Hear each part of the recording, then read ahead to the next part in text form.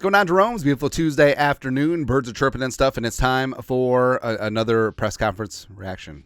So Kevin O'Connell, a.k.a. Hat Model O'Connell, that looks pretty good, took to the podium to feed the local media jackals at the start of mandatory minicamp, as well as pretty good day. The official announcement of extending Justin friggin' Jefferson. Long time. I'd love to see it, man. So Kevin O'Connell was asked about JJ being traded, blah, blah, blah. Kevin Seifert, ESPN, who's not Carl Gershman. Kevin O'Connell said the Vikings never, ever have ever felt so low, had so much as an internal conversation about trading Justin friggin' Jefferson. There were some rumors that were so far outside the realm of what's actually happening, they felt compelled to say it today unequivocally. Now, I wonder if he's talking about not a thermos. So Kevin, you're telling me that you weren't going to trade 3 1s up to 5 to take Malik Neighbors, who you hope is 50 cents on the dollar of how good Justin Jefferson is, and then trade Justin Jefferson for probably peanuts at that point of the draft. You tell me that wasn't part of the plan? Like that wasn't plan A? Okay. And then Kevin Collins also said this, quote, This was a really cool day to be a part of, and one, quite frankly, we've been very much looking forward to for a long time. And O'Connell's he's never wavered about his love and respect for Justin friggin' Jefferson, both as a playmaker, both as a leader, both him and his leadership in the locker room. As well as he brought up a good point at JJ's press conference where Jefferson was drafted during the Rona 2020, so he didn't get the big day celebration with his friends and family, and like guys at normal drafts do. So this is a fantastic day for him. A fantastic day for him and his family. Love to see it. Also love to see Hockinson hopefully getting back out there. Ben Gessling, Strib.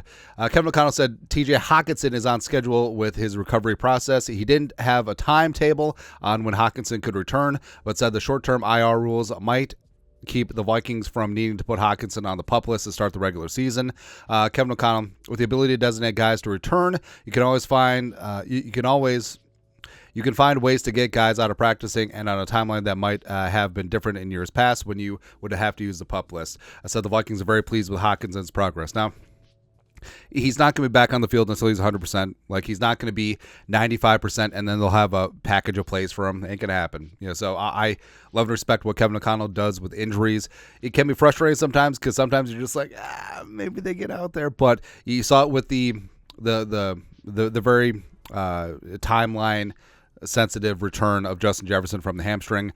You talk about Brian O'Neill ramping it up from his partially torn Achilles last offseason, and they'll do the same with Hockinson. Now, I do expect him to be on the PUP list to start training camp just because it gives them flexibility. Now, they can come off the PUP list anytime, but unless you start training camp on the PUP list, you can't be on the regular season PUP list. So I think that the Vikings, it will behoove them to keep their options open, but it's good news. And again, I trust Kevin O'Connell. Hockinson won't return before he's ready.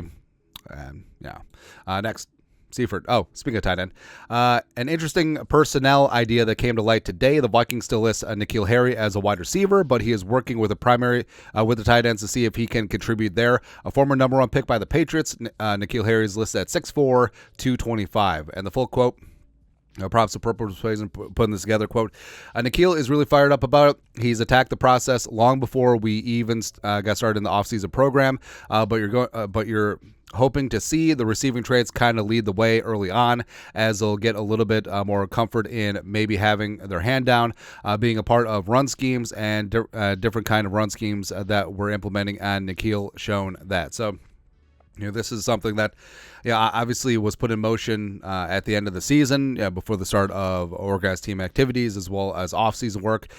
His routability, his ability to be explosive, contested catches, different variations, where we're hoping we're really developing even at this stage of his career.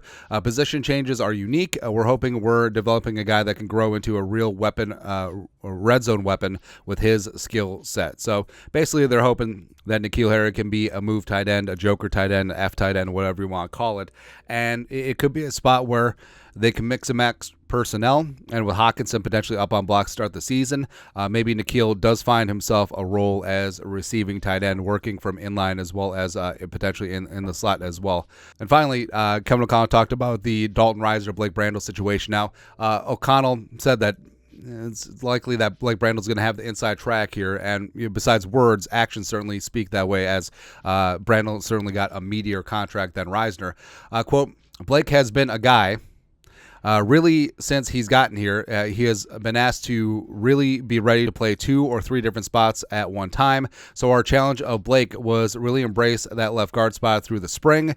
There was a purpose and a plan, and bring Dalton to create a very competitive situation at that left guard spot. We want to play the best 5 guys we can. Now, TBD if that competition will include right guard at Ingram as he heads into year 3. Frankly, I think it should be an open competition for both of the guard spots, and frankly, center too.